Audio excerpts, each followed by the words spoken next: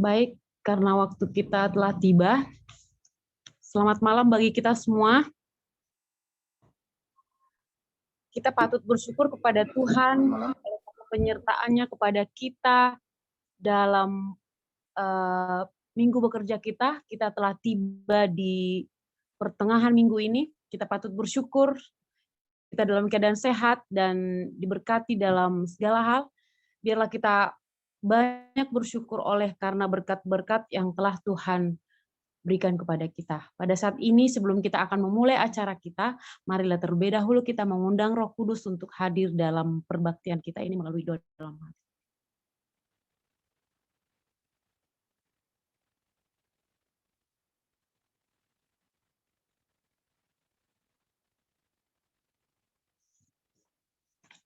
Sebagai lagu pembuka, kita bernyanyi dari lagu Sion nomor 464. Kita nyanyikan semua ayat.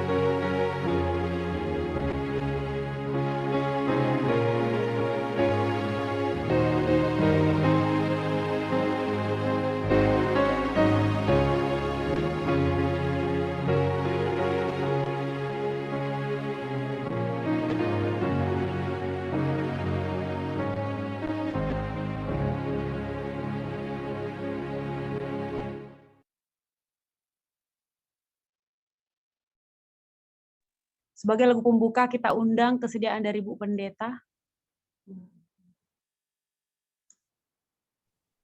Kita bersatu di dalam doa. Ya Yesus, Raja yang kekal, Tuhan kami, yang kami datang bersama dengan semuanya hamba-hamba Bapa yang ada di Jemaat Dr. Mansur dan distrik Medan Baru 1 ini. Kami datang menyatukan hati. Di pertengahan Sabat ini, kami rindu mendengarkan firman Tuhan, bersekutu bersama dengan Tuhan. Pada pada saat ini bersama dengan kami. Dan khususnya kami meminta Roh Kudus Tuhan yang berbicara melalui hamba-Mu Pak Haga Lingging. Ya Tuhan, hadirlah bersama dengan kami. Dan kiranya semuanya sinyal, semuanya perangkat yang kami gunakan berjalan dengan baik. Terima kasih Yesus Raja kami. Kami datang meminta di dalam nama Yesus yang akan menjawab doa-doa kami. Amin. Amin.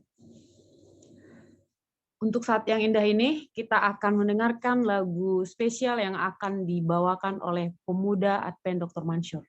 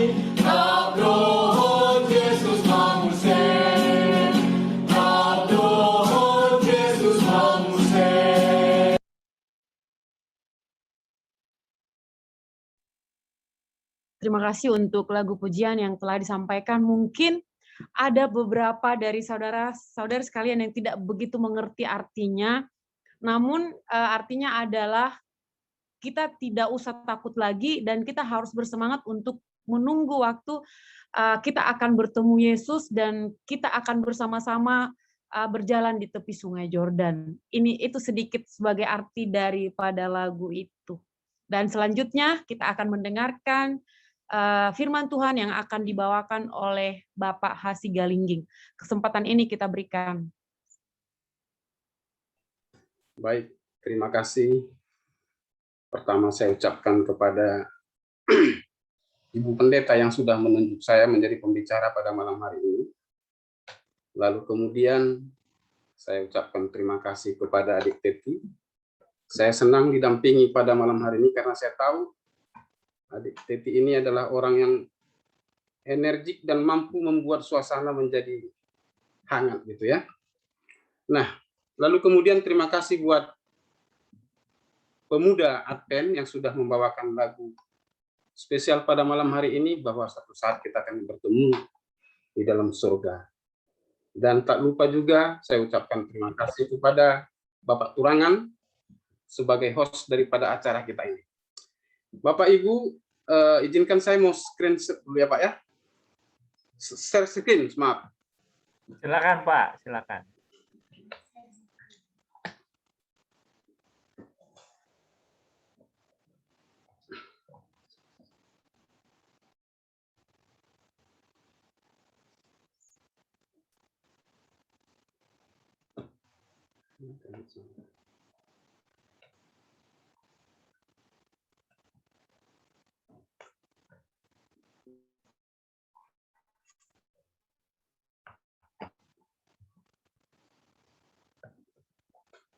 Oke.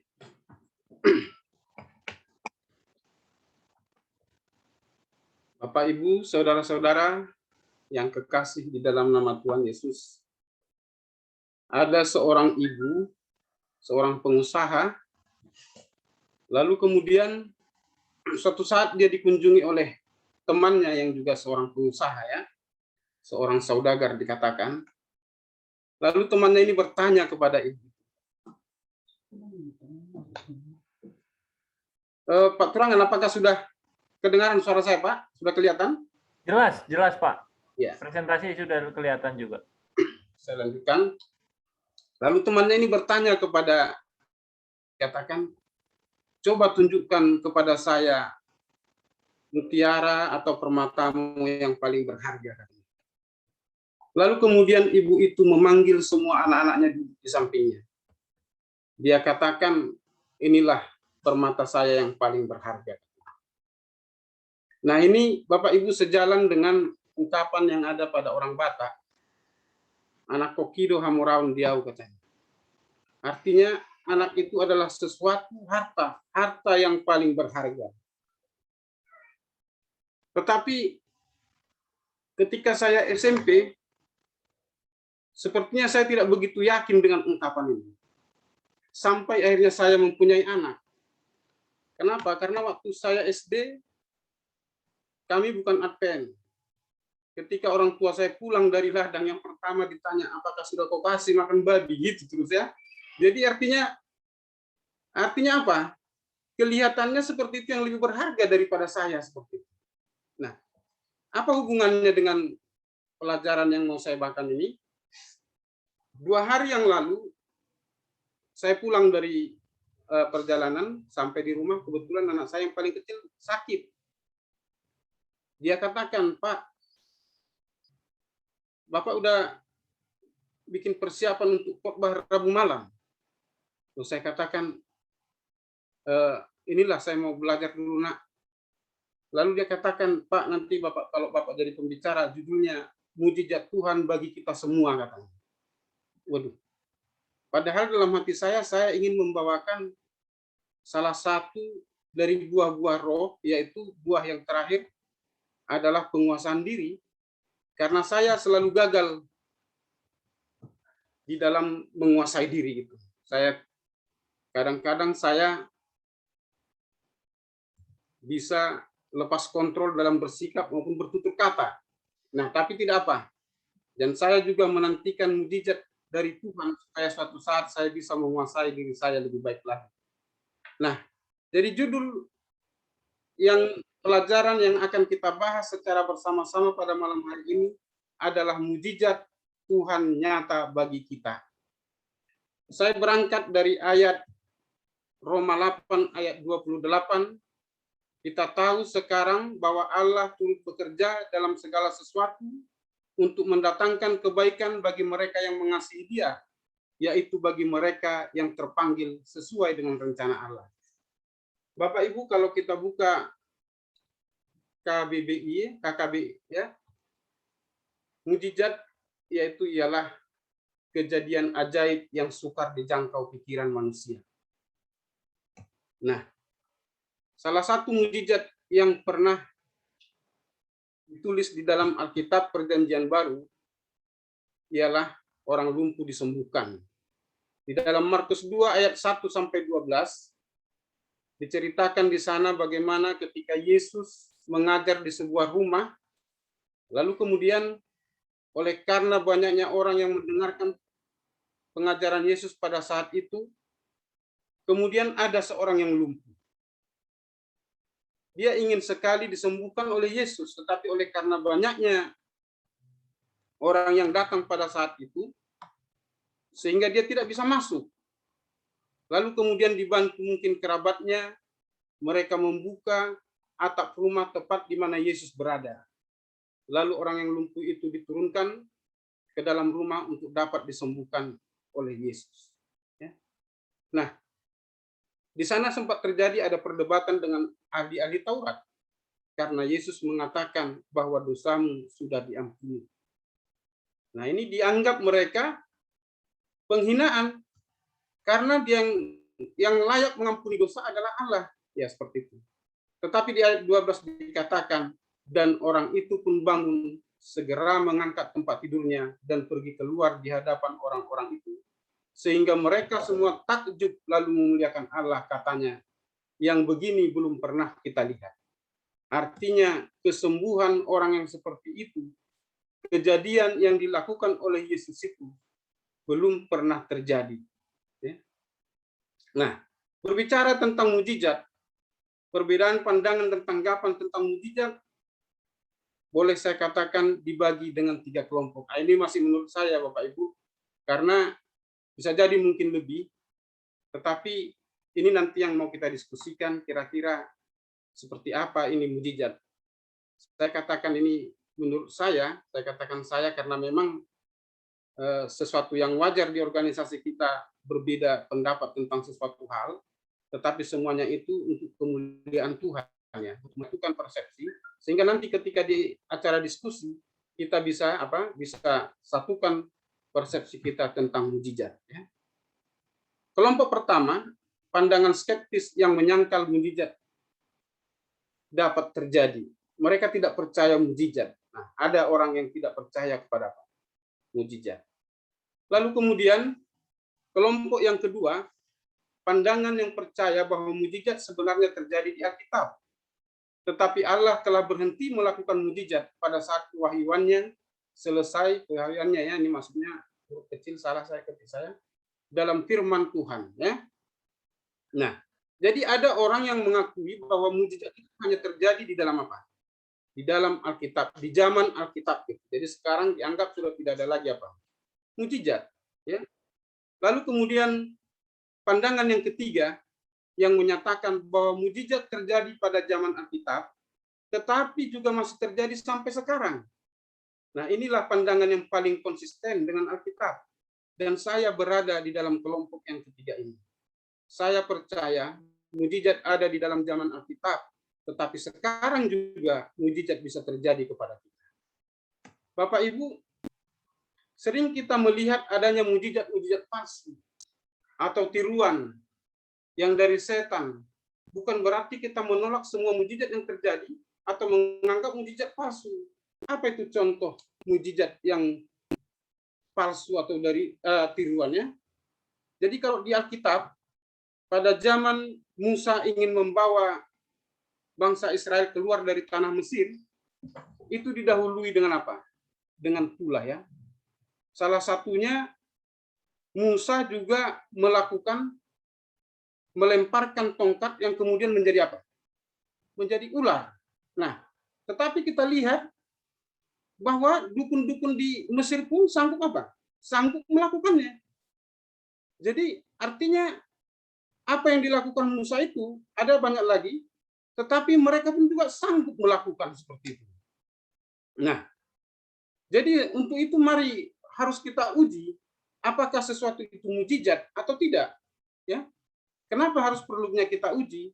Saya selalu heran kadang-kadang, ya, bahwa ini zaman dulu sebelum adanya pandemi ini sering dibuat di situ KKR mujizat penyembuhan, nah gitu ya. Nah, apa maksud daripada mujizat penyembuhan? Bukankah mujizat itu hanyalah milik Allah? Seperti itu timbul dalam pikiran, kan begitu.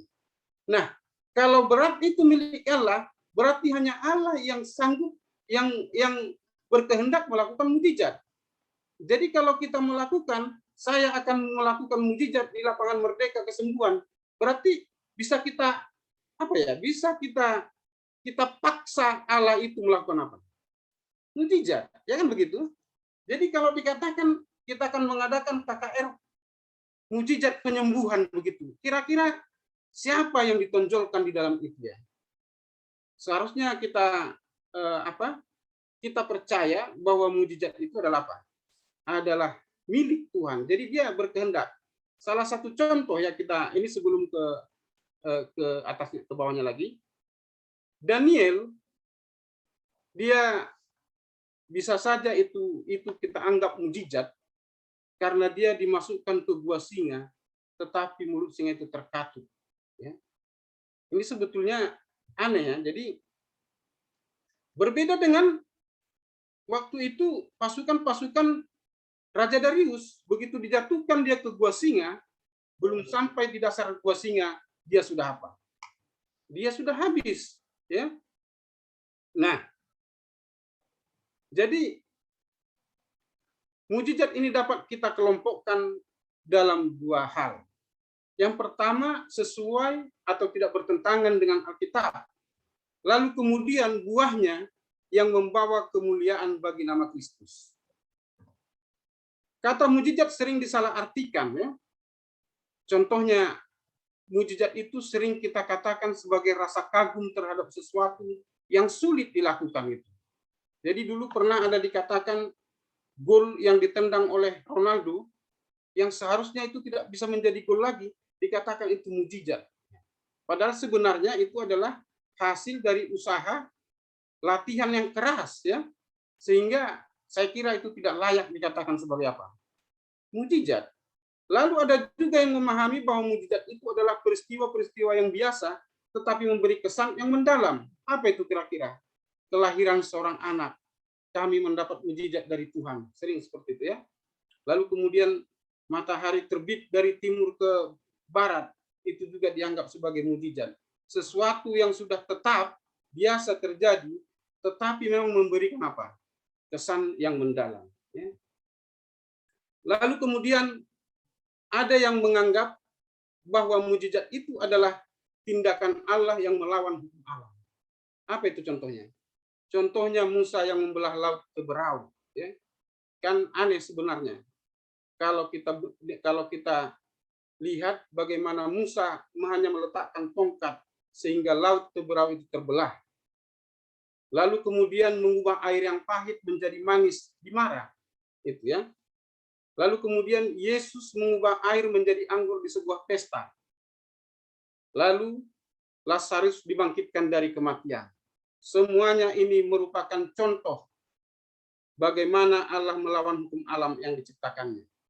Semua peristiwa itu nyata, tetapi tidak ada penjelasan alami terhadap peristiwa-peristiwa itu. Jadi artinya nyata Musa meletakkan tongkat sehingga membelah air sungai laut Teberau, tetapi tidak ada penjelasan ilmiah.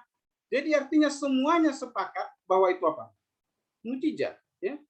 Lalu kemudian bagaimana Lazarus yang sudah mati 3 hari, yang sudah ditangisi, ya mungkin saja sudah berbau, itu disembuhkan, dibangkitkan oleh Tuhan. Nah, jadi tidak ada yang bisa menjelaskannya itu secara alamiah, bagaimana bisa itu terjadi. Lalu Bapak Ibu, kita coba untuk mendefinisikan mujizat. Dalam mendefinisikannya kita perlu memperhatikan kriteria Alkitab. Yang pertama, ketika kita melihat mujizat itu, mau mendefinisikan mujizat, kita melihat diawali dengan gagasan bahwa Kristus menopang segala yang ada dengan firman-Nya yang penuh kekuasaan. Jadi artinya Kristus yang menopang segala sesuatu yang ada dengan firman-Nya yang penuh kekuasaan. Jadi tidak ada kekuasaan yang lain yang bisa mengintervensi kekuasaan siapa? Kristus. Lalu kemudian kita akan berangkat bahwa segala sesuatu ada di dalam Dia. Nah, jadi meskipun dikatakan bahwa matahari terbit dari timur lalu tenggelam di barat, itu berjalan terus 24 jam satu hari, tapi pernah kita baca di dalam Alkitab, saya lupa ayatnya, bagaimana matahari bisa berhenti untuk kemenangan siapa? Kemenangan Israel, ya. Jadi artinya nyata, sekalipun itu sesuatu yang Tuhan lakukan, itu tetap hukum yang adanya, tetapi Tuhan bisa mengintervensi sesuai dengan apa? Sesuai dengan kehendaknya. Itulah mujizat. Lalu kemudian bahwa Tuhan di dalam segala sesuatu bekerja menurut keputusan kehendaknya. Ini tadi yang saya garis bawahi, bagaimana kita bisa melakukan mujizat dengan sekehendak kita, ya. Lalu yang kedua, dasarkan pada pemahaman mengenai tindakan pemahaman yang terus-menerus dilakukan oleh Tuhan yang mengendalikan, menjaga, dan mengatur segala sesuatu. Jadi kita sekarang ini juga dikendalikan oleh siapa? Dikendalikan oleh Tuhan. Ada sekelompok orang yang percaya kepada Tuhan, tetapi dia tidak percaya bahwa Tuhan itu mengatur segala sesuatunya. Dia percaya ada Tuhan, tetapi dia tidak percaya bahwa Tuhan itu mengintervensi segala kehidupan. Nah, ada kelompok yang percaya bahwa di dalam segala sesuatunya ada apa? Ada Tuhan, gitu ya. Jadi saya percaya bahwa Tuhan itu menjaga, mengendalikan, dan mengatur, bahkan mengintervensi bila diperlukan segala sesuatu. Lalu kemudian saya kira akan lebih banyak nanti kita berdiskusi, ya, bagaimana mujizat itu sebenarnya. Tapi satu yang paling saya pikir kita mempunyai pandangan yang sama, bahwa kita semua percaya mujizat itu masih ada sampai sekarang ini. Dan mungkin di dalam kehidupan kita pernah mengalami mujizat yang diberikan Tuhan kepada kita, yang mempesonakan kehidupan kita, pikiran kita, supaya kita memandang kepada Yesus. Nah, ada baiknya mengenai mujizat ini, mari kita diskusikan supaya kita dapat pemahaman yang lebih banyak. Selanjutnya saya berikan kepada pembawa acara, adik kami Teti. Persilahkan. Baik, terima kasih kepada Bapak Hasigalingging yang telah menyampaikan firman kepada kita, yaitu mengenai mujizat Tuhan nyata bagi kita. Jadi kalau kita berbicara mujizat tadi, harus ada selalu korelasinya dengan Alkitab. Jadi kadang-kadang memang yang terjadi di dalam kehidupan kita tidak selalu ada yang terjadi dengan mungkin di Alkitab, tapi ketika itu sesuatu terjadi di luar pemikiran kita, maka kita mengatakan itu mujizat. Nah, sekarang jadi malah timbul pertanyaan. Mungkin saya duluan sebagai yang boleh menyampaikan pertanyaan. Nah, sebenarnya mujizat yang masih kita alami seperti sekarang ini yang benar-benar ada korelasinya dengan Alkitab itu seperti apa kira-kira? Gitu mungkin Pak yang boleh saya sampaikan. Namun sebelum saya dijawab, akan saya berikan juga kesempatan kepada saudara-saudara semua untuk menyampaikan keterangan tambahankah ataupun kesaksian ataupun mujizat-mujizat yang pernah dialami di dalam kehidupannya. Mungkin boleh di-sharingkan di sini sebagai bahan tambahan untuk pembahasan kita. Boleh mungkin seperti itu ya Pak Sigalingging ya. Baik. Jadi undang semua untuk boleh berpartisipasi. Jadi yang mungkin yang pernah mengalami mujizat dalam hidupnya boleh diberikan juga dan disaksikan. Supaya kita sama-sama memahami seperti apa sebenarnya mujizat Tuhan itu.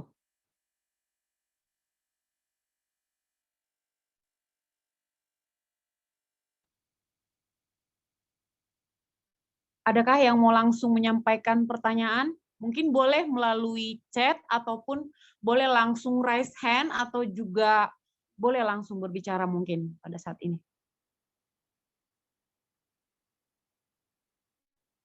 Nah, sementara mungkin masih mempersiapkan pertanyaan ataupun keterangan tambahan, saya mungkin mohon penjelasan atas pertanyaan saya tadi mungkin Pak. Atau mungkin bagaimana kita mengerti itu benar-benar mujizat itu emang benar-benar dari Tuhan. Ya, saya kira mungkin sebelum ke pendeta, Pak Sinu Haji atau Pak Nalban bisa kasih apa ya, kasih keterangan, atau Pak Simajuntak. Saya lihat banyak saudara-saudara kita di sini. Baik.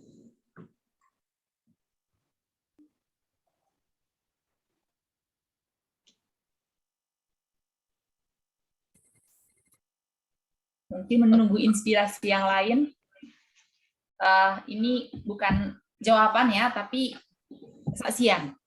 Kesaksian daripada seorang anak SMA. Yaitu saya sendiri dulu, ya, biar mungkin ada inspirasi, belum mungkin apa. Mujizat itu nyata terjadi pada malam hari ini. Sangat sederhana kesaksian saya ini. Dengan iman seorang anak SMA yang ada di SLA, dengan uang yang sudah tidak ada lagi. Jadi saya percaya pasti ada mujizat begitu.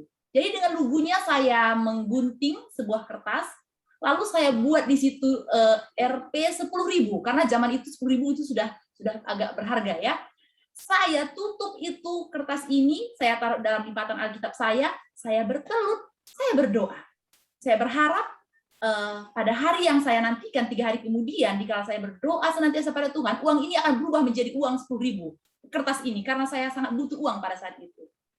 Tetapi mujizat yang Tuhan berikan bukan kertas itu yang berubah menjadi uang 10.000.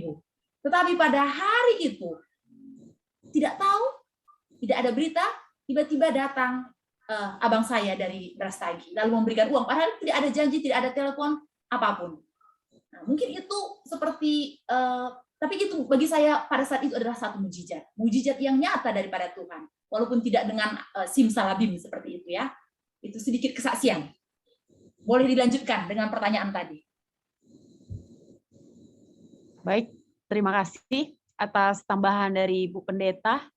Bagaimana kadang-kadang memang bisa terjadi di luar kendali kita dan kita tidak tahu prosesnya, tapi kadang-kadang mau juga kita merasa bahwa itu memang yang sebenarnya saja terjadi gitu. Tapi kalau kita menyadari sesuatu itu yang hal-hal yang memang agak mustahil, jadi kita benar-benar merasakan bahwa itu pekerjaan Tuhan gitu. Terima kasih untuk Ibu Pendeta. Mungkin masih ada yang mau menambahkan ataupun yang mungkin mau langsung kasih pertanyaan, mungkin boleh gitu.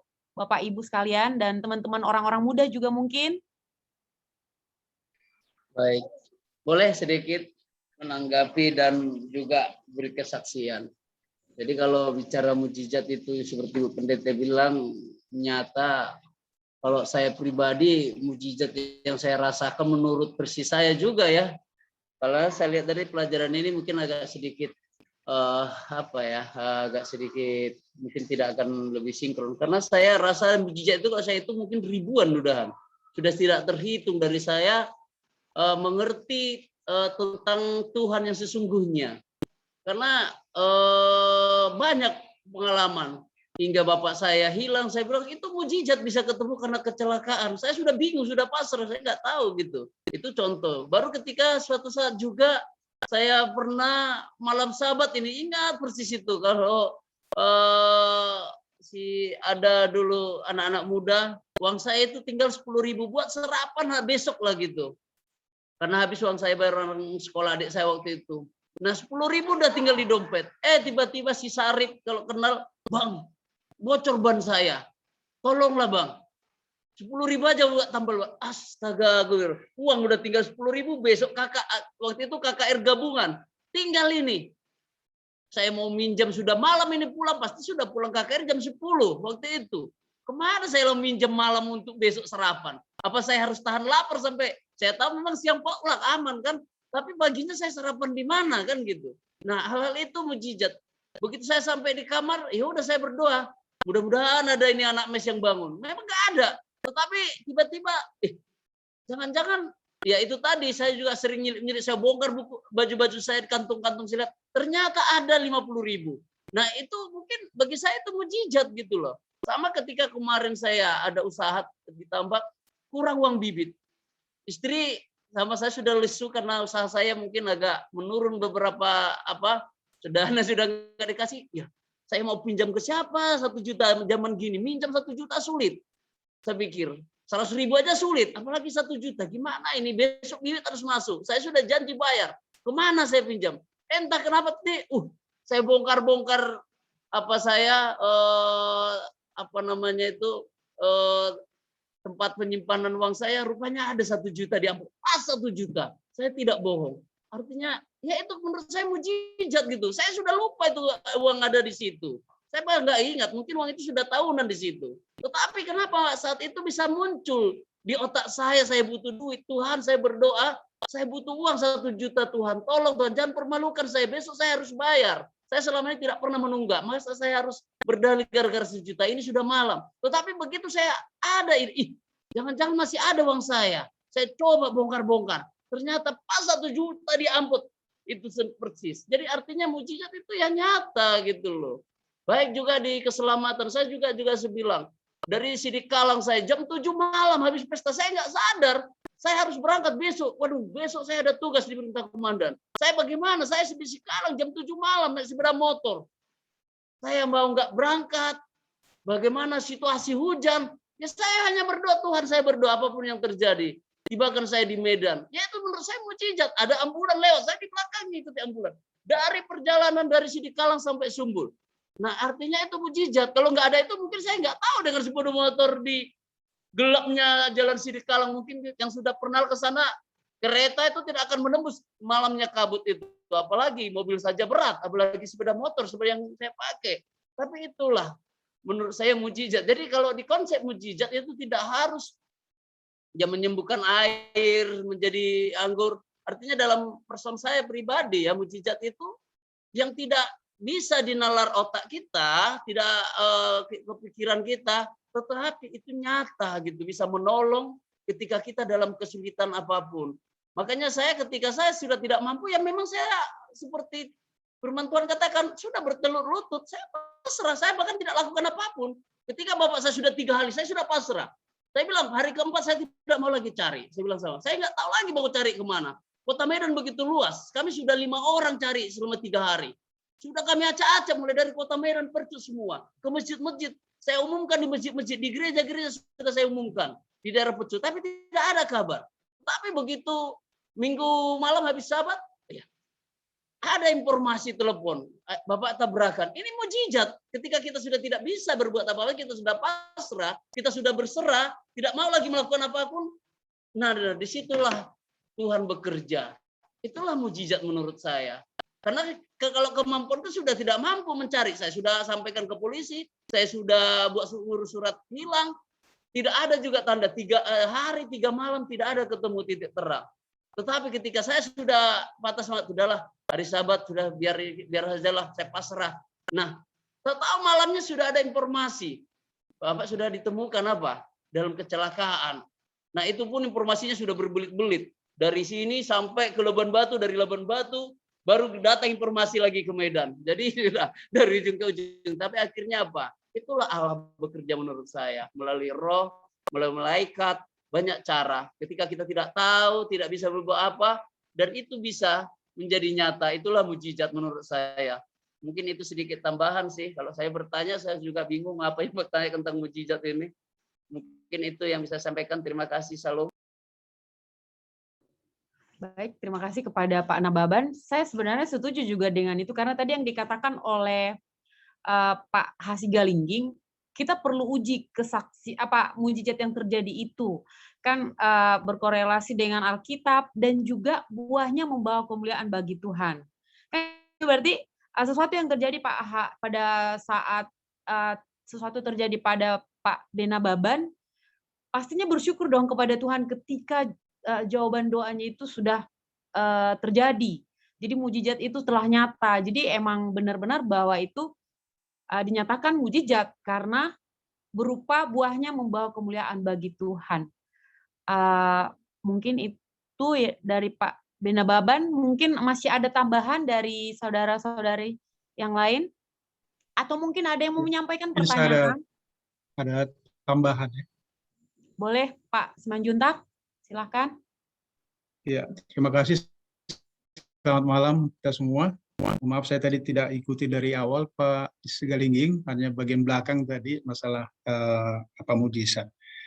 Memang kalau bicara konteks apa definisi secara umum kan kalau yang namanya mujizat itu berarti hal-hal yang terjadi di luar nalar sebetulnya ya, atau di luar logika. Ya, kalau masih bisa kita bernalar A tambah B misalnya, atau 1 tambah 1 sama dengan 2, itu kan logika ya.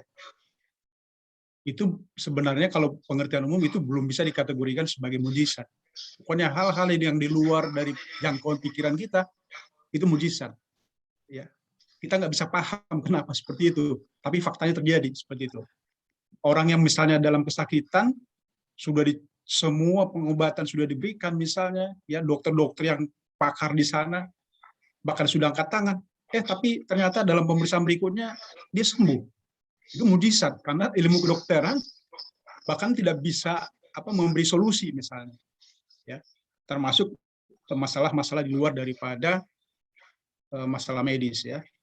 Ya tadi hubungan seseorang, masalah soal hutang piutang misalnya, atau tadi seperti saksi dari Bu Pendeta, itu kan kadang-kadang bukan kadang-kadang, itu juga di luar nalar seperti itu. Nah, tapi sekali lagi kembali ke definisi tadi, itu sesuatu yang terjadi di luar nalar. Itu pengertian secara generalnya.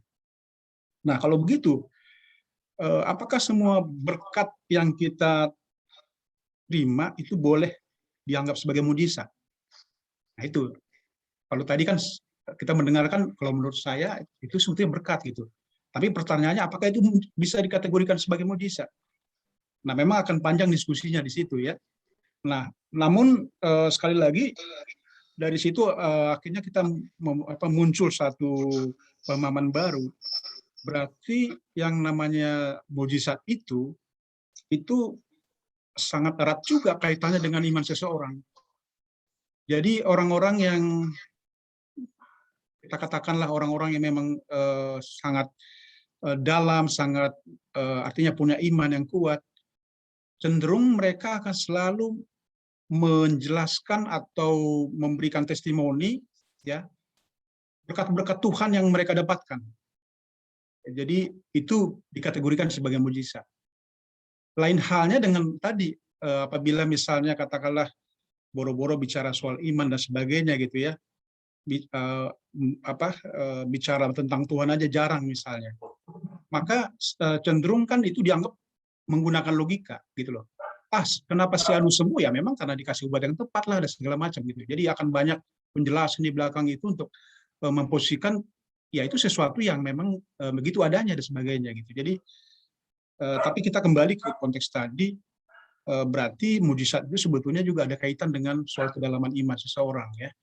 Bagaimana itu bisa dianggap sebagai mujizat.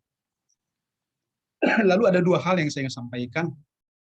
Yang pertama, tadi kalau pertanyaan dari Saudari Teti tadi, bagaimana membedakan mana yang dari Tuhan dan mana yang bukan gitu ya, terkait mujizat ini. Jadi kalau saya coba pahami, kalau yang mujizat yang datang dari Tuhan itu, apabila mujizat itu menuntun seseorang kepada Tuhan. Jadi akhir dari peristiwa itu harus, atau ketika orang menyaksikan mujizat itu, harusnya pikiran orang adalah tertuju kepada Tuhan, kepada Kristus, kepada Yesus.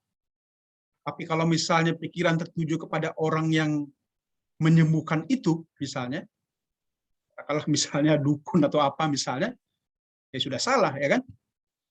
Atau misalnya ada pengkhotbah, katakanlah memberikan mengangkat tangan dan sebagainya, cenderung malah kedirian personality dari pembicaranya itu yang ditonjolkan, bukan kuasa Kristus yang menyembuhkannya, maka itu udah pasti perbuatan dari setan dan antek-anteknya.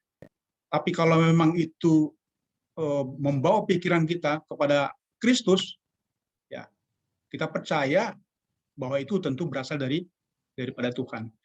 Soal cara Tuhan ini memang bisa banyak caranya.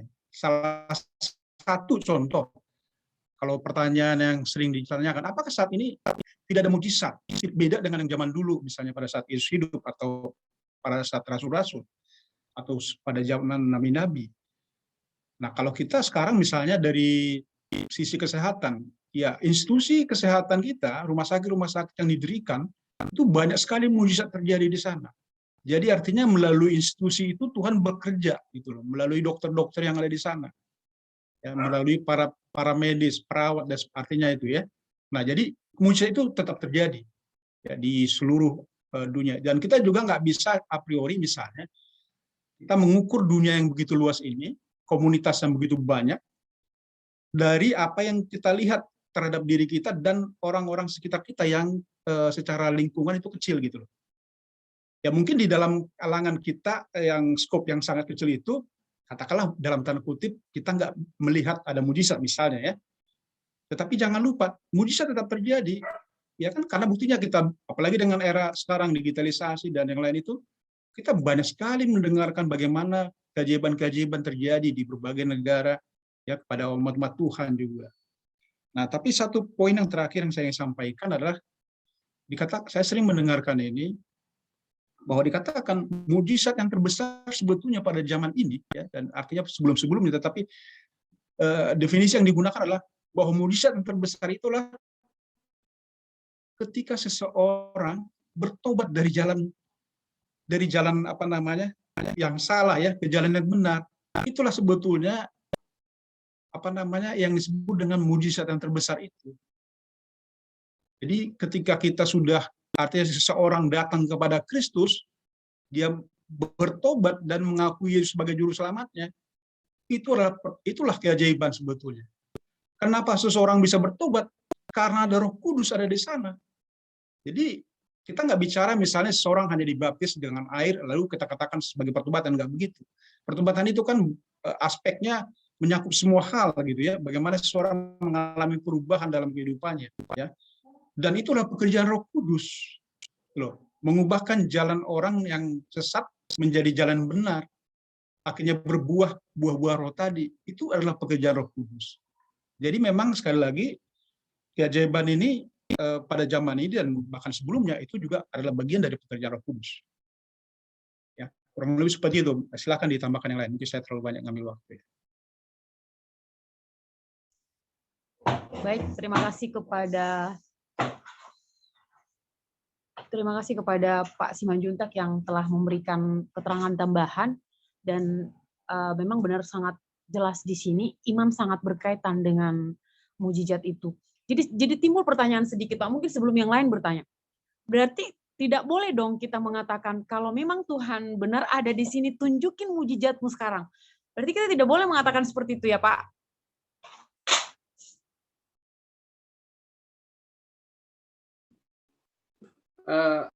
Sebelum nanti kepada yang lain, ini agak menarik memang pertanyaan saudari Tetini. Nah itu sebetulnya memang ada, kita semua kan percaya ada mujizat ya. Tapi apakah kita percaya bahwa mujizat itu adalah hanya otoritas Tuhan gitu ya? Karena begini, seperti tadi yang pengalaman tulang saya Pak Nawaban ini kan begitu. Kita berdoa tunjukkan mujizat. Nah, seolah-olah kita ingin mujizat itu supaya terjadi gitu. Bagaimana kalau tidak terjadi? Apakah kita bisa menerimanya itu dengan apa? Dengan iman juga. Nah, kalau kita lihat daripada katakanlah seperti Daniel dan kawan-kawannya itu ya, sebenarnya dia katakan apa? Dia kata sekiranya Tuhan kami mau menolong, kami akan ditolong. Tapi sekiranya pun tidak, artinya dia pasrah gitu. Dia nggak tahu bahwa pada saatnya dia itu menerima mujizat lepas dari gua singa kan begitu kan? Artinya dia turut aja gitu ya, mati-matilah kan gitu kira-kira kan. Nah, ada orang seolah-olah ingin karena dia percaya ya mulai dia mengadakan hitung-hitungan. Oh, saya ini kan anak Tuhan. Rajin ke gereja, rajin persembahan, rajin perpuluhan. Nggak mungkin lah saya nggak dikasih mujizat kan gitu kan. Nah, tapi ketika permintaannya itu tidak terkabulkan, dia menjadi apa? Lemah gitu. Nah, jadi sebenarnya kalau kita lihat contoh-contoh di Alkitab, ada murid Tuhan, anak Tuhan yang juga mati. Kita lihat seperti salah satu diakon itu ya siapa? Stefanus kan gitu kan? Akhirnya dia dilempari sampai mati dirajam. Nah, tapi yang untuk yang Daniel dan 3 orang teman-temannya itu dia berjalan-jalan di perapian itu, rambutnya sebiji pun tidak, satu helai pun tidak terbakar gitu. Jadi artinya sungguh memang mujizat itu hanya kehendak siapa? Kehendak Tuhan. Kalau dia pun mati oleh karena mempertahankan imannya, Tuhan juga punya cara, ada pekerjaan Tuhan di dalam itu seperti itu. Nah, kalau dia pun hidup, diberikan Tuhan mujizat untuk dia hidup, juga ada pekerjaan Tuhan. Jadi artinya kalau saya bisa katakan kita tidak bisa mengintervensi Tuhan tentang mujizat. Itu sebabnya di dalam Matius 7 ayat 22 dikatakan, Tuhan, bukankah aku melakukan bernubuat demi namamu dan mengadakan mujizat demi namamu? Tuhan menjawab, nyala engkau karena aku tidak mengenal engkau. Gitu kan? Jadi artinya kadang-kadang mujizat itu ada palsu, ada tiruan gitu kan, yang dilakukan dengan memanggil nama Tuhan, padahal seperti kata Pak Simajuntak tadi, personalnya yang mau ditonjolkan gitu. Jadi ini sedikit sebelum kepada yang lain. Terima kasih, Saudari Teti. Terima kasih, Pak Sigalingging.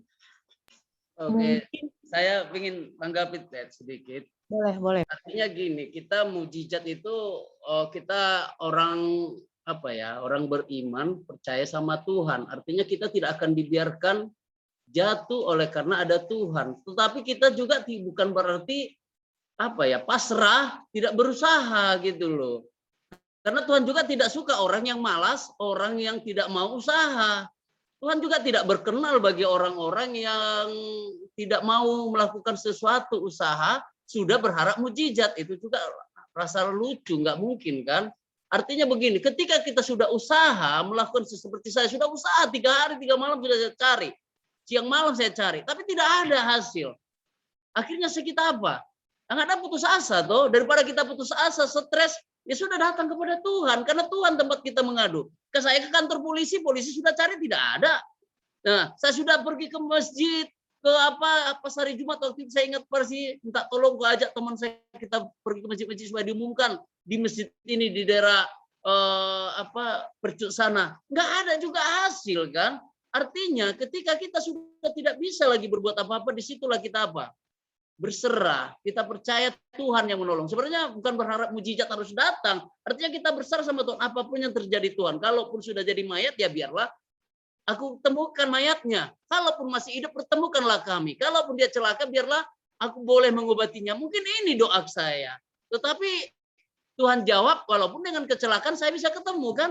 Ada doa yang dijawab. Artinya itulah mujizat menurut versi saya. Tetapi kalau kita artinya mohon maaf, kita tidak mau bekerja mengharap mujizat makan datang terus setiap hari di tempat meja makan kan enggak bukan orang beriman juga itu kan.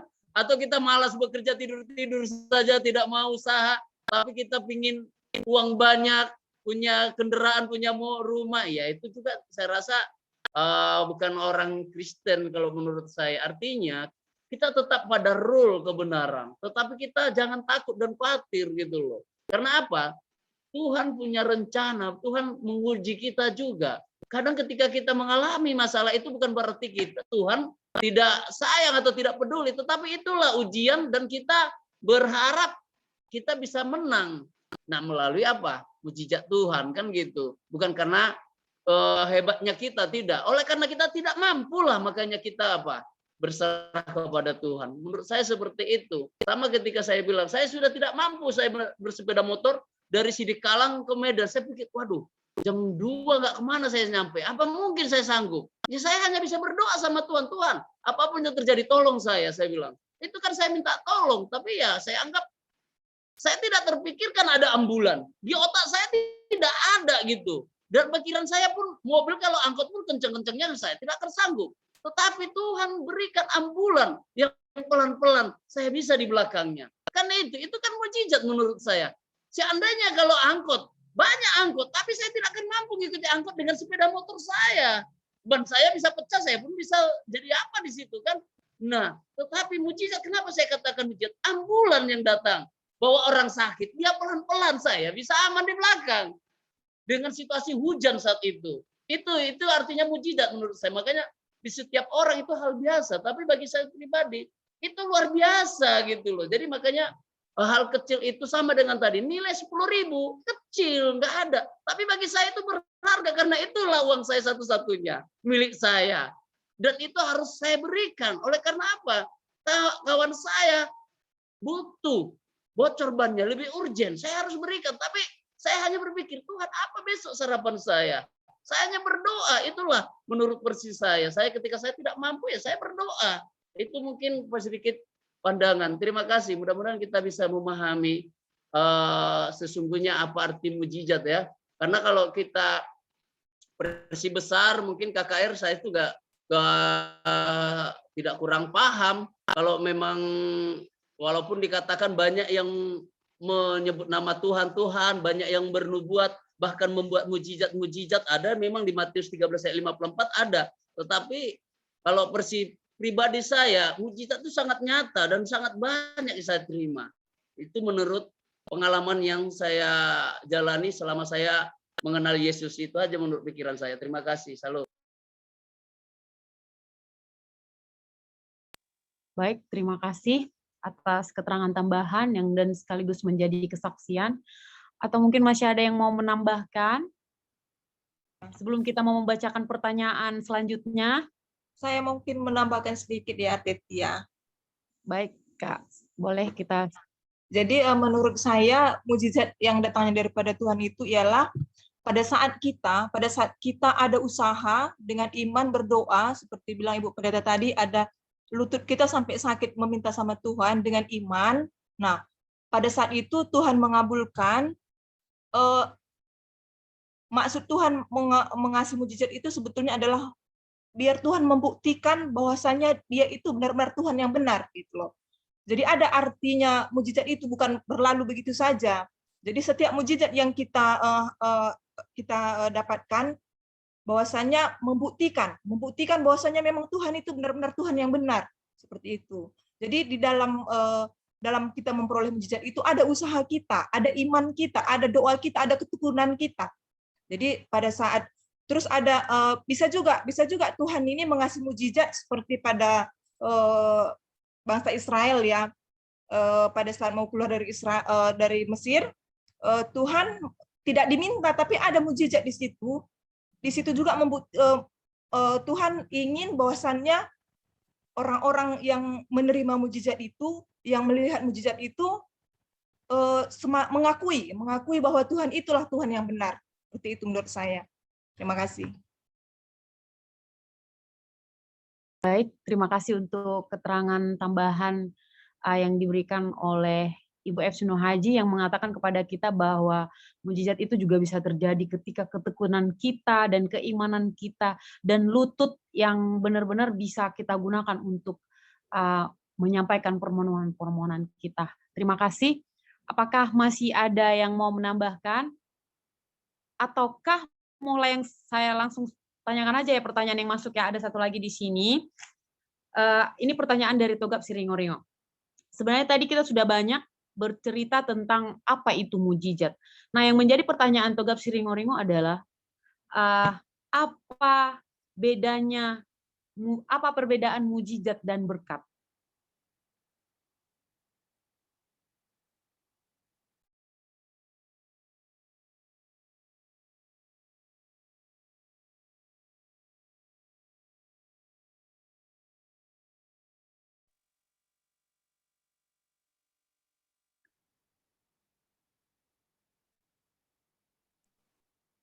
Siapa yang jawab ini, Dek?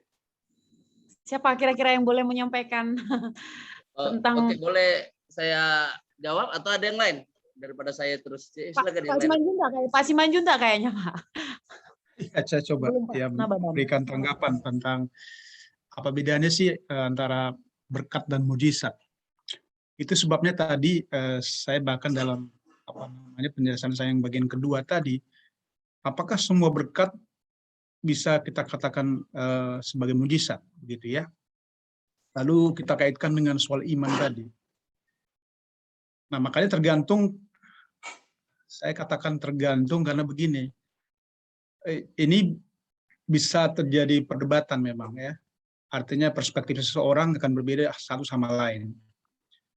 Nah, secara sederhana, bahwa ketika seseorang mendapatkan berkat, Jadi, nah, ini saya bilang tadi, ketika seseorang sudah mencapai kedalaman hubungan dengan Tuhan, maka setiap berkat itu akan dianggapnya sebagai mujizat. Bahkan ketika dia bangun pagi dengan tubuh yang sehat, baginya itu sudah suatu mujizat. Di saat katakanlah memang dia punya penyakit yang sudah komplikasi misalnya ya, ada banyak penyakit yang kita bisa alami, dan pada saat bersamaan bermacam-macam penyakit bisa menimpa seseorang atau kita harus alami seperti itu. Makanya ketika bangun pagi saja, dia sudah bersyukur kepada Tuhan. Dianggap bahwa kehidupan di pagi hari, dia bisa masih mendengar dengan baik, melihat dengan jelas, bisa menghirup udara segar. Baginya itu adalah mujizat gitu. Nah, berbeda tadi ketika jangankan bicara soal memanggil Tuhan tadi ya, segala sesuatunya dianggap itu normal-normal saja, walaupun mungkin sudah mengalami operasi jantung mungkin berkali-kali ya kan, operasi segala macam lah. Tapi ada orang pada posisi menganggap itu biasa-biasa aja, bukan sesuatu yang dianggap sebagai mujizat. Nah, tapi kan sebagai umat Tuhan yang artinya kita belajar seperti pada malam hari ini, kita percaya bahwa bagian demi bagian Tuhan selalu tambahkan berkat-berkat itu. Maka kita boleh menarik sebuah garis itu, bahwa berkat itu bisa kita katakan sebagai mujizat yang terjadi. Ya, bagaimana itu bisa terjadi? Ya tadi, itu ada kaitan dengan iman tadi, hubungan kita dengan Tuhan. Seberapa kita percaya bahwa semua itu adalah dalam pengendalian Tuhan. Seperti itu. Bahkan ketika mendapatkan sesuatu yang tidak diinginkan, misalnya, seseorang yang bahkan kehilangan pekerjaan, seseorang yang kehilangan, katakanlah, seharusnya dapat untung misalnya dari skenario yang dia pikirkan, tapi bagi orang-orang yang punya iman, bahkan semua itu dia bersukacita gitu loh. Nah itu, nggak usah dulu hal-hal yang ekstrim misalnya kan, seperti mujizat-mujizat yang terjadi diceritakan dalam Alkitab. Jadi apa bedanya sih sebetulnya berkat dengan mujizat? Yang boleh saya katakan sesuai dengan penjelasan tadi, ya kalau bicara terminologi ya jelas beda. Berkat itu adalah segala sesuatu yang kita terima dari Tuhan, gitu ya. Mujizat itu sesuatu yang di luar nalar, gitu. Nah, untuk menghubungkannya tadi adalah iman yang bisa memberikan pencerahan kepada kita. Oh, ternyata berkat itu adalah juga mujizat. Apakah semua mujizat boleh dikatakan berkat? Ya makanya mujizat seperti apa yang kita alami? Ya mujizat seperti apa yang kita bicarakan ini gitu. Kalau misalnya kan ya dalam berbagai pembicaraan kita dengarkan, misalnya ada kesembuhan-kesembuhan di lapangan mana sebagainya, kita memang tidak mau menghakimi, tapi kan ada konfirmasi belakangan, oh ternyata itu skenario misalnya yang dibuat. Nah coba bayangkan, seolah-olah Tuhan itu hanya dipagelarkan melalui sebuah ritual yang hanya bisa ditonton, menarik dan sebagainya, lalu mempengaruhi orang secara psikologis akhirnya datang kepada Tuhan. Kan bukan itu yang Tuhan inginkan gitu. Tapi itu terjadi gitu sampai zaman ini. Nah, seperti itu. Silakan yang lain bisa tambahkan. Baik, terima kasih atas penjelasan yang sangat baik daripada Pak Asimanjuntak. Mungkin sebelum Pak Nababan, tadi Pak Nangari Sembiring sudah tunjuk tangan. Boleh mungkin Pak Sembiring untuk menambahkan sebelum ke Pak Nababan setelah itu. Ya, saya mendengar itu semua jawaban itu kena ya. Cuman saya sederhana sekali saya pikirkan saya bahwa mukjizat itu adalah sesuatu yang terjadi pada seseorang, entah pun itu diharapkannya, tetapi orang lain bisa melihat. Umpamanya ada seorang yang kena diabetes, menurut teori tidak bisa sembuh. Tetapi oleh karena doa orang lain, mungkin dia sendiri nggak tahu mendoakannya, orang lain mendoakan, sembuh dia. Itu mukjizat terjadi pada orang itu. Tapi kalau berkat itu biasanya dirasakan oleh orang yang meminta. Tuhan berkatilah keluarga kami ini. Kemudian Tuhan berikan dia kecukupan. Itu bukan mujizat, tapi itu adalah berkat yang diharapkan. Dia tahu bahwa itu pernah diharapkannya, pernah didoakannya, dan dia peroleh walaupun nggak selamanya penuh. Gitu. Jadi bedanya antara mujizat dengan berkat. Berkat itu diharapkan dan disadari sendiri oleh yang meminta ini. Kalau namanya mujizat itu terjadi pada dia, walaupun dia sendiri nggak tahu apakah ini memang apa. Tetapi orang lain bisa melihat, wah dia itu kena kanker ya, tetapi kok bisa sembuh. Nah, ini kan mujizat. Saya pikir sesederhana itu yang saya tahu, menambahkan teori-teori yang tadi sudah dijelaskan oleh ahli-ahli kita. Terima kasih. Baik, terima kasih untuk keterangan tambahan yang telah diberikan oleh Pak N. Sembiring. Mungkin langsung kita ini juga langsung ke Pak Nababan, jadi bisa nanti langsung kita kelompokkan atau satukan keterangan dari ketiganya. Terima kasih. Saya simpel aja sih. Kita nanam padi, pasti kita berdoa dan mengharapkan hasil yang berlimpah. Itu namanya berkat. Kalau hasilnya bagus, pasti berkat. Dan ketika datang badai, angin topan, tetangga kita semua padinya tumbang, tidak berhasil panen, tapi padi kita bagus utuh. Itu namanya mujizat, menurut saya. Ketika kita pergi ke satu daerah, contohlah ke tebing, kita berdoa, kita sampai di sana selamat, itu berkat. Ketika kita mengalami kecelakaan, duar dihantam mobil, ini jauh-jauh lah, sebenarnya ini teori saja saya ceritakan, kita selamat tidak apa-apa, itu namanya mujizat. Jadi agar kita sedikit bedakan. Ketika kita bisa membangun rumah, itu namanya berkat. Berkat-berkat yang kita telah terima. Ketika rumah kita terbakar, mungkin seharusnya tenggelam, kita bisa selamat dari rumah itu, dari api kebakaran itu namanya apa? Mujizat. Kira-kira seperti itu sih gambaran simpelnya menurut saya antara berkat dan mujizat. Ketika kita berharap berdoa dan itu hasilnya ada, itu adalah berkat Tuhan yang kita terima. Berkat Tuhan banyak, kesehatan, anak, ya sekolah, ya kelulusan, pekerjaan, banyak berkat-berkat yang tak terhitung.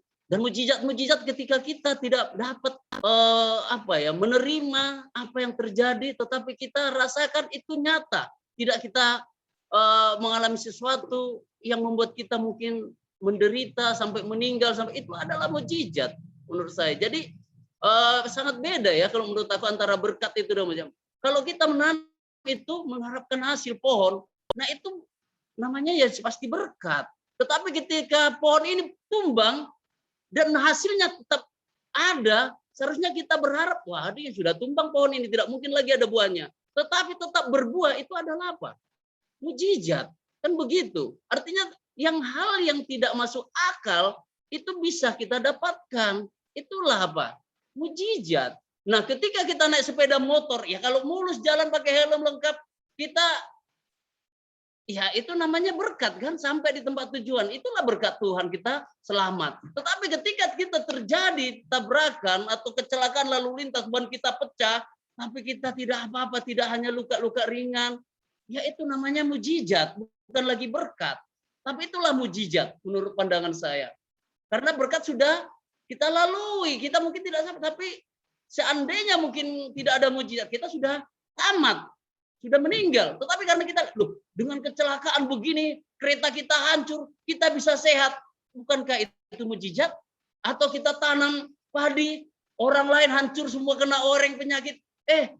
Tanaman padi kita sehat, hasil yang berlipat juga, itulah mujizat. Jadi mujizat dalam arti kata mungkin saya rasa bisalah kita bisa pandangkan, walaupun saya tidak pintar merinci antara berkat dan mujizat. Itu mungkin sedikit tambahan saya, walaupun agak banyak. Terima kasih. Baik, terima kasih untuk keterangan tambahan atau keterangan yang telah disampaikan oleh ketiga Bapak tadi. Semoga Saudara Togap cukup puas ya dengan keterangan yang sudah atau jawaban yang sudah diberikan, dan bukan hanya Togap sendiri sebenarnya yang cukup memahami, kita juga yang seharusnya sebagai pendengar juga harusnya memahami bahwa tadi kita sudah mendengarkan bagaimana berkat-berkat dan mujizat yang sudah terjadi. Semuanya itu bersumber dari Tuhan, dan kadang-kadang yang kita duga dan sebagian yang tidak kita duga. Mungkin masih ada yang mau menambahkan? Pendeta mungkin? Baik, terima kasih semua partisipasinya, tanggapannya saya rasa sudah lengkap. Hanya saja saya mau sampaikan untuk menambah ya, karena dikasih waktu, semuanya sudah terjawab tadi. Yang pasti mujizat itu nyata, ya, bukan hanya masa lalu, bahkan hari ini, bahkan selama-lamanya Tuhan itu mengasihi kita dan menghendaki supaya kita tetap percaya, bergantung kepada Tuhan dalam kehidupan kita, dan mujizat itu akan senantiasa berlaku bagi umatnya. Ya, hanya saja kembali tadi Pak Galingging sudah katakan, ya, pembicara kita turut dengan rencana dan kehendak Tuhan. Ya, karena Tuhan membangkitkan Lazarus itu mujizat dari kematian. Petrus juga membangkitkan Tabita, Dorcas, mujizat. Tetapi pada saat yang sama Tuhan izinkan Yohanes Pembaptis, ya, tidak terjadi mujizat, kan bisa aja nggak jadi terpenggal kepalanya walaupun ditebas, kira-kira seperti itu kan. Tapi ya itu mujizat itu ada, ya, tapi sesuai dengan rencana dan kehendak Tuhan untuk kemuliaan Tuhan. Itu aja yang boleh saya tambahkan. Terima kasih. Baik, terima kasih Pak Pendeta. Sebenarnya waktu kita sudah selesai dan habis, namun ada permintaan dari PHD Benyamin Situmorang yang mau bersaksi tentang mujizat mungkin pada saat ini. Mungkin masih boleh kita berikan kesempatan ya, Bapak dan Ibu sekalian. Silakan Pak Teti, Bu Teti. Boleh. Kita persilahkan untuk PHD Benjamin Situmorang untuk memberikan kesaksian. Baik, terima kasih Kak. Kepada orang tua kami juga terima kasih atas kesempatannya. Mengenai topik kita malam hari ini, banyak mujizat yang saya alami, nggak bisa saya hitung, namun salah satunya bisa saya bagikan ketika saya melangkah kepada iman saya ini, meninggalkan iman keluarga saya yang mungkin saat ini belum satu iman sama saya, dan meninggalkan pekerjaan, pilihan hidup saya. Salah satu orang yang paling membenci saya adalah abang saya sendiri. Kami dua bersaudara. Nah, abang saya ini sesekali mengantar hasil bumi, yaitu karet, ke perdagangan. Nah, di perdagangan ada peristiwa kepada abang saya ini, dia jatuh sakit sehingga dia diopname. Dan tidak ada keluarga di sana. Sehingga kakak saya menelpon saya, kakak ipar, Ben, abangmu lagi sakit, tolonglah bantu dia. Jangan ingat-ingat lagi perkataan atau apapun yang sudah dilakukan, karena abang saya ini selama 2 tahun kami putus kontak, dan dia enggak menganggap saya lagi adiknya karena peristiwa-peristiwa itu. Dan saya mengiyakan telepon kakak ipar saya, sehingga saya datang ke perdagangan, saya urus abang saya, dan dirujuk ke Pematang Siantar, sehingga di ruangan itu kami berdua, saya suapin dia, maaf katanya, kalau mau ke kamar mandi saya tampung, ya, dan sampai bisa dia pulang ke Kutacani lagi dalam keadaan sehat. Dan sebelum dia pulang, kami berpelukan, saya sangat bahagia di situ. Karena saya imani Tuhan itu telah menuntun saya sampai kepada saat ini. Saya juga percaya Tuhan akan mengumpulkan juga keluarga saya. Saya percaya, soalnya saya mau baca Alkitab ini mau pelajarin Alkitab ini bukan cuma di situ saja. Saya tuntut janji Tuhan, saya juga mau merasakan apa isi Alkitab ini. Saya bukan cuma mau mendengar saja. Karena saya baca di Mazmur 133 ayat 1, sungguh alangkah baiknya dan indahnya apabila saudara-saudara diam bersama dengan rukun. Jadi saya rindukan keluarga saya ini, kami rukun setelah peristiwa-peristiwa itu. Saya percaya, saya mau buktikan dengan pertolongan Tuhan bahwasanya iman yang saya tempuh sekarang adalah benar-benar apa yang diajarkan oleh Tuhan. Sehingga pada saat ini hubungan saya sama keluarga sudah semakin lebih erat dan lebih erat lagi. Inilah yang bisa saya bagikan, bahwasanya keluarga saya sudah mulai bersatu lagi. Terima kasih.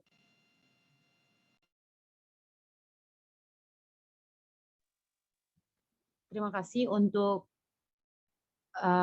Saudara Benyamin yang telah menyampaikan kesaksian bagaimana mujizat terjadi di dalam kehidupan mereka ketika mungkin pada saat itu belum berharap akan bisa berdamai dengan saudaranya, tapi karena memang jalan Tuhan, itulah jalan Tuhan, dan memang di waktu yang tidak kita sadari semua itu akan terjadi. Jadi biarlah kita juga tidak fokus akan berkat-berkat yang akan Tuhan berikan kepada kita, tapi marilah kita fokus pada proses yang akan kita jalani, sekalipun baik atau buruk hasilnya, biarlah kita mengucap syukur selalu kepada Tuhan. Terima kasih atas kesaksian dan pendapat dan pertanyaan yang telah disampaikan oleh saudara dan saudari sekalian.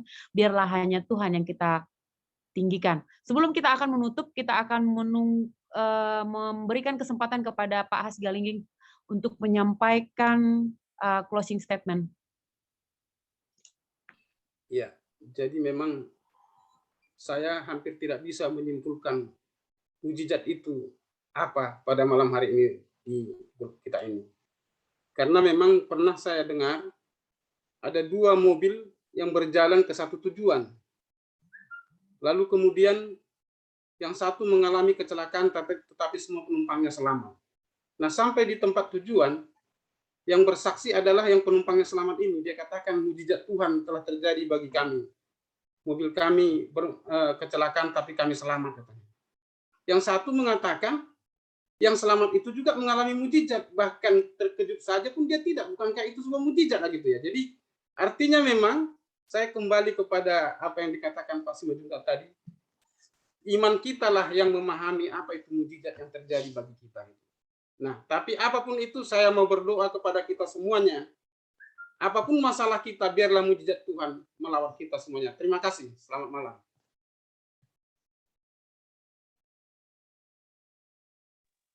Terima kasih. Karena ini adalah malam permintaan doa, mungkin ada topik-topik doa yang akan kita doakan pada malam hari ini.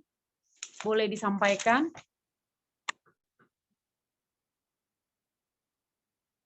Dan saat ini saya mau mengundang Pak Kasimbolon untuk membawa kita dalam doa. Sebagai topik-topik doa boleh disampaikan. Mungkin Bu Pandia kita bawakan tetap dalam doa, masih belum sehat sempurna. Ibu Pandia, terus kita bawakan dalam doa anak-anak kita yang sedang belajar pendalaman 28 doktrin, supaya semua anak-anak kita ini lebih dalam pemahamannya, dikuasai oleh Roh Kudus, dimulai hari ini tadi sampai 2 minggu ke depannya. Baik. Mungkin masih ada yang lain?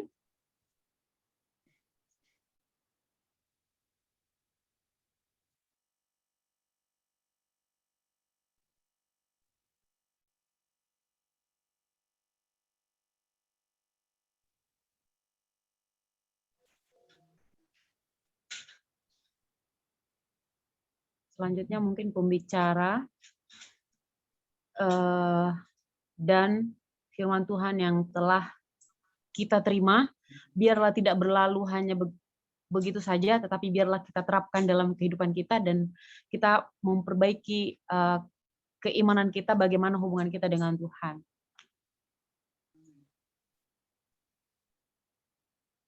Mungkin kalau sudah tidak ada lagi, marilah kita berdoa yang akan dibawakan oleh Pak Kasimbolon. Adakah Pak Kasimbolon? Masih adakah? Ada. Baik, Pak Kasimbolon, tadi kita berdoa untuk pembicara kita dan mungkin firman Tuhan yang telah kita dengarkan, dan juga Ibu Pandia yang masih dalam proses tahap pemulihan, dan juga anak-anak yang sedang pendalaman 28 doktrin. Dan mungkin juga doa-doa bagi saudara-saudara kita yang masih dalam keadaan sakit. Mungkin itu aja, Pak. Mari kita berdoa. Bapa kami yang berada di sorga, pada malam ini Tuhan, kami umat-umat Tuhan sangat mengucapkan terima kasih ke hadapan Tuhan atas kesempatan yang baik yang Tuhan berikan waktu bagi kami untuk mendengarkan sabda Tuhan melalui firman yang sudah disampaikan hamba Tuhan, Bapak A. Sigalingging. Biarlah Engkau Tuhan memberkati hamba-Mu ini, agar di hari yang akan datang Tuhan, hamba-Mu ini semakin melayani bagi Tuhan, khususnya bagi jemaat yang ada di Dr. Mansur ini. Berkati Tuhan akan keluarga, berkati Tuhan akan kesehatan, kebutuhan dan pekerjaan mereka. Biarlah Tuhan memberikan berkat-berkat yang berlimpah di tengah-tengah keluarga mereka, sehingga mereka merasakan sukacita surgawi ada di tengah-tengah keluarga mereka. Demikian juga Tuhan kami yang mendengarkan, berkat yang sangat luar biasa bagi kami pada malam ini, mengingatkan iman kami kepada Tuhan, agar kami senantiasa merasakan berkat yang datangnya dari Tuhan, dan mujizat-mujizat yang terjadi bagi kami masing-masing yang kami rasakan melalui iman kami. Bapa kami yang di sorga, biarlah Engkau Tuhan memberkati kami, umat-umat Tuhan yang ikut mendengarkan firman Tuhan. Bahkan umat-umat Tuhan yang belum mengikuti akan ibadah ini, bukakan hati dan pikiran mereka Tuhan, agar di hari yang akan datang kami semuanya boleh mengikuti akan kebaktian ini, agar iman kami senantiasa untuk meninggikan iman kami datang kepada Tuhan, dan Tuhan berkati kami. Pada malam ini Tuhan, khusus kami berdoa kepada hamba-Mu Ibu Malem Pandia, di mana Tuhan Engkau telah melihat dari sorga. Ibu ini terus di dalam keadaan sakit, dan pada saat ini Tuhan, ibu ini terbaring. Biarlah Engkau Tuhan tumpangkan tangan-Mu yang kudus, agar mengangkat dan menyembuhkan segala penyakit yang ada di tubuh ibu ini. Sehingga dengan demikian Tuhan, mereka juga merasakan berkat dan mujizat yang akan terjadi untuk kesembuhan daripada hamba Tuhan, Ibu Malem Pandia. Berkati Tuhan akan kehidupan keluarga mereka. Biarlah mereka Tuhan senantiasa menyerahkan sepenuhnya akan kesehatan mereka, sehingga dengan demikian Tuhan, mereka juga akan percaya bahwa Tuhan akan menolong dalam kesembuhan penyakit yang dialami hamba-Mu ini. Demikian juga Tuhan, anak-anak baptisan yang akan mengikuti pendalaman doktrin 28. Biarlah Engkau Tuhan semangatkan hati dan pikiran mereka, sehingga orang-orang muda, anak-anak yang mengikuti akan digugahkan hati dan pikiran mereka, sehingga mereka Tuhan akan tertuju akan kehidupan mereka kepada Tuhan. Biarlah acara ini dapat berjalan dengan baik dan menuntun mereka untuk datang kepada Tuhan. Bapa kami yang di sorga, biarlah Engkau juga memberkati kami semuanya. khususnya memberkati umat-umat Tuhan, orang tua kami yang lanjut usia. Biarlah Engkau Tuhan yang memberkati, agar mereka Tuhan boleh memberikan, mengarahkan kami yang muda-muda ini untuk senantiasa boleh bersama dengan mereka untuk memuji dan memuliakan Tuhan. Sepanjang malam ini Tuhan dan hidup kami serahkan ke tangan-Mu melalui anak-Mu Yesus Juru Tebus kami. Amin. Amin. Sebagai lagu penutup, kita bernyanyi dari Logusion nomor 271.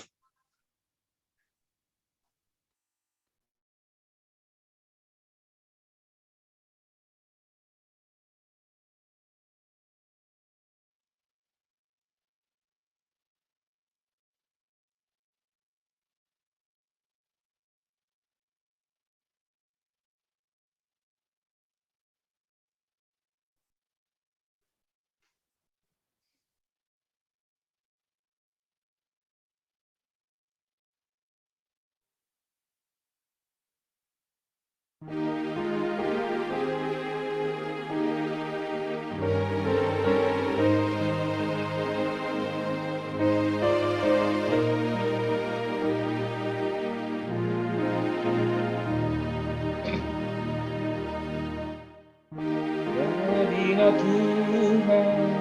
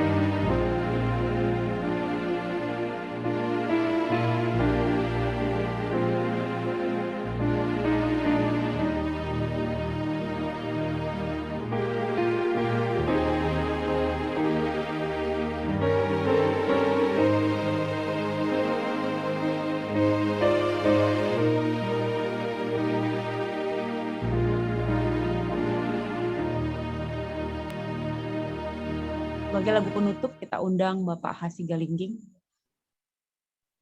Kita berdoa. Bapa kami yang bertahta di dalam kerajaan surga. Terima kasih Tuhan, Engkau sudah berkati acara kami ini, sehingga dapat berlangsung dengan baik dari awal hingga mengakhirinya. Orang-orang yang sudah berpartisipan di tempat ini Tuhan, melalui acara ini, yang mengeluarkan dana, tenaga, pemikiran, semuanya Tuhan. Biarlah kiranya Engkau berkati dari kemurahan-Mu di surga ya Bapa. Sepanjang malam hari ini Tuhan, ketika kami akan beristirahat di tempat tidur kami, berkati, jagai kami Tuhan, sehingga besok pagi kami dapat terbangun untuk melanjutkan aktivitas kami. Bapa di surga, kami mau Tuhan Engkau persatukan kami dalam kasih-Mu, seluruh jemaat Dr. Mansur. Biarlah Tuhan yang memberkati ya Bapak. Berkati juga gembala kami, pemimpin kami, supaya mereka dapat membawa kami ke satu tujuan, yaitu dekat kepada Tuhan, sehingga menjadi pewaris surga kekekalan. Biarlah setiap nyanyian kami, pelajaran kami, dan doa-doa kami ini Tuhan berkenan di hadapan-Mu, menjadi puji mulia bagi nama Tuhan dan mendatangkan berkat bagi kami. Terimalah doa kami ini Bapa, karena kami datang kepadamu melalui anak-Mu, Yesus Kristus Tuhan dan Juru Selamat kami, yang sudah menebus kami dari dosa. Amin. Amin. Sampai disinilah acara kita pada malam hari ini. Terima kasih kepada Bapak Hasi Galinggi yang telah menyampaikan firman Tuhan, dan terima kasih juga kepada jemaat-jemaat yang telah hadir dan berpartisipasi, bertanya, memberikan jawaban, dan juga memberikan kesaksian. Biarlah kiranya Tuhan yang memberkati kita dari sekarang sampai selama-lamanya. Amin.